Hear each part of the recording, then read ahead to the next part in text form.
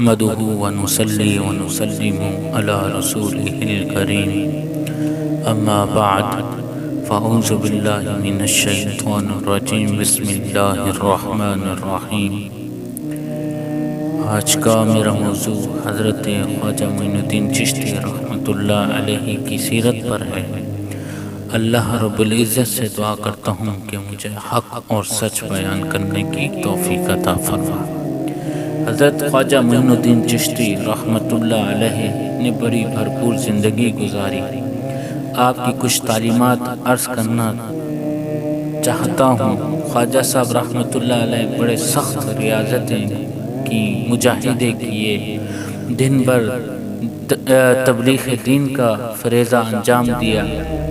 خواجہ صاحب رحمۃ اللہ علیہ کے خلفاء فرماتے ہیں کہ روزانہ اتنا لنگر پکواتے تھے، اتنا وسیع ہوتا تھا، لوگ جتنا کھاتے تھے لیکن لنگر ختم نہیں ہوتا تھا۔ لیکن اپنا حال یہ تھا، رات کی پکی ہوئی روٹی لیتے تھے، اس کو پانی میں بھگو لیتے تھے، کچھ گھنٹے رکھتے، جب وہ نرم ہو جاتی تھی پھر اس کو تناول فرماتے تھے۔ ہم نے خواجہ صاحب کو دیکھا ہے، بہت کم کھاتے اور کم سوتے، یہ دو کام کرتے ہم نے بہت کم دیکھا ہے۔ زیادہ تر ان کا وقت ریاضت میں، تلاوت میں، عبادت میں گزرتا تھا۔ 50 سال کا عرصہ اسی طرح گزرا ہے۔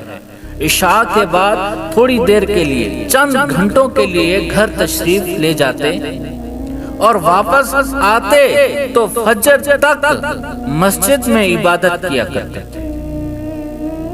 کئی دفعہ حضرت خواجہ صاحب رحمۃ اللہ علیہ پر وہ وقت بھی گزرا ہے کہ ایک دن میں 2 قرآن پاک کا ختم فرمایا کرتے تھے۔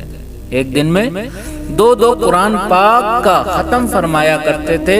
ایک صبح میں ختم ہوا اور ایک رات میں ختم ہوا۔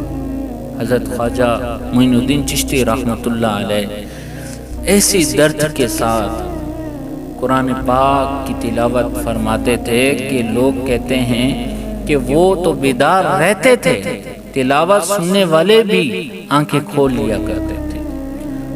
حضرت خواجہ معین الدین چشتی رحمۃ اللہ علیہ کی نوافل کی کثرت کا اندازہ ہی نہ تھا۔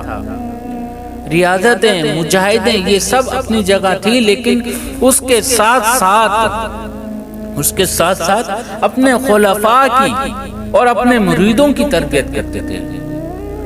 ان کی تربیت کا اندازہ ہی نرالا تھا، ان کی تربیت کا اندازہ ہی نرالا تھا۔ دیکھیں نا، آج بھی اجمیر کا فیضان جاری ہے، ساری ہے، سب کے دلوں میں محبت ہے۔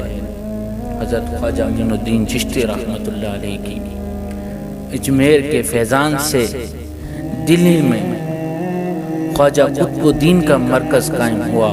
پھر اسی فیضان سے پاک پتن بابا فرید الدین گنج شکر کا مرکز قائم ہوا۔ پھر اسی فیضان سے خواجہ نصیر الدین چراغ دہلوی کا مرکز قائم ہوا۔ پھر اسی فیضان سے مہاڑ شریف کا مرکز قائم ہوا۔ پھر اسی فیضان سے پیر پٹھان خواجہ سلیمان توسوی کا مرکز قائم ہوا۔ پھر اسی تربیت کی روشنی میں حضرت شمس العارفین سیالوی تیار ہوئے۔ پھر اسی تربیت کی روشنی میں پیر مہر علی شاہ جیسے لوگ تیار ہوئے۔ اسی روشنی سے بڑے بڑے مشائخ کو ترتیب دیا، اسی لیے کہ وہ مراتب کرنے والے تھے، تربیت دینے والے تھے۔ حضرات، آج بھی حضرت خواجہ معین الدین چشتی رحمۃ اللہ علیہ کا فیض جاری ہے، تا قیامت تک یہ فیض جاری رہے گا۔ دعا کریں ہمیں ان کی تعلیمات کے نقش پر چلنے کی توفیق عطا فرمائے۔